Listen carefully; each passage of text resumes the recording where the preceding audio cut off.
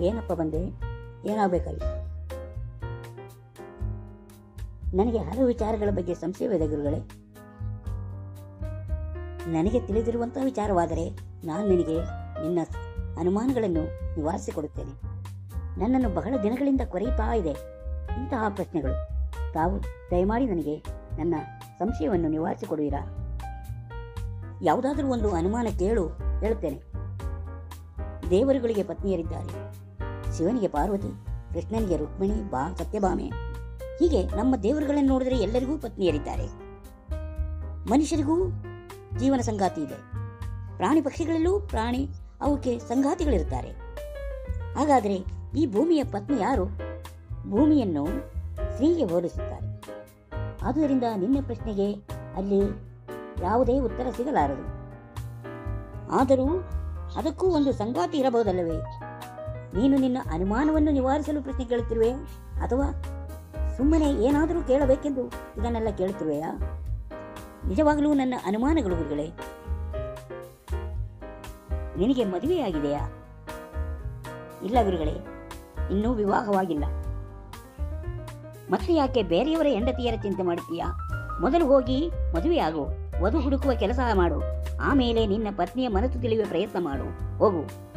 ಕ್ಷಮಿಸಿ ಗುರುಗಳೇ, ನಾನು ಬಂದೆ. ಬನ್ನಿ ರಾಯಪ್ಪಣ್ಣ, ಬನ್ನಿ.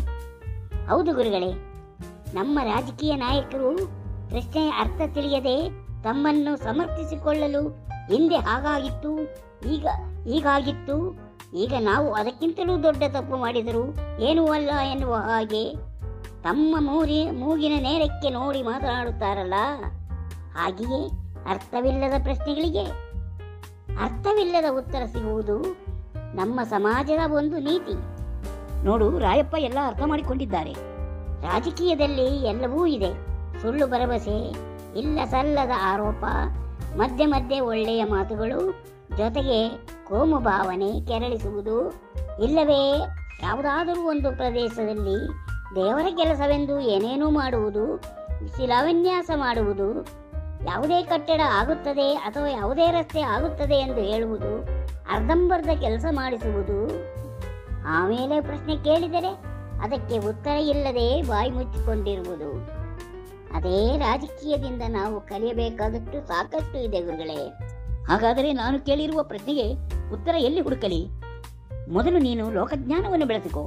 ಆಧ್ಯಾತ್ಮಿಕವಾದರೆ ಆಧ್ಯಾತ್ಮಿಕ, ರಾಜಕೀಯವಾದರೆ ರಾಜಕೀಯ, ಇಲ್ಲ ಸಮಾಜದ ಬಗ್ಗೆ ಆದರೆ ಸಮಾಜದ ಬಗ್ಗೆ ತಿಳಿದುಕೊಂಡು ಆಮೇಲೆ ಬಂದು ಅನುಮಾನವನ್ನು ಕೇಳಿದರೆ ನಿನಗೆ ಸಮಂಜಸವಾದ ಉತ್ತರ ಕೊಡಬಹುದು. ಹೋಗು ಮಗನೇ, ಹೋಗು. ಆಯ್ತು ಗುರುಗಳೇ, ಬರ್ತೇನೆ.